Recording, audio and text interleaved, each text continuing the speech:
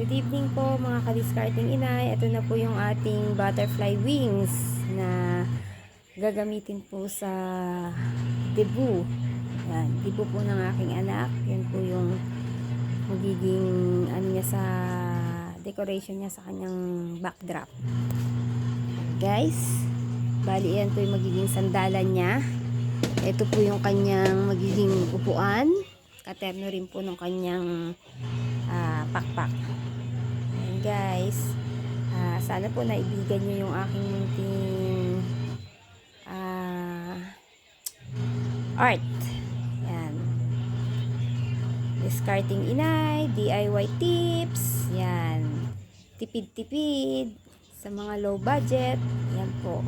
So yan, ang tagal ko pong ginawa yan, ngayon lang din po natapos. Yan, thank you po. Sana po supportahin niyo pa rin po ang discarding inay. Please follow, subscribe, share, and comment. Bye-bye. God bless you all. Thank you for watching.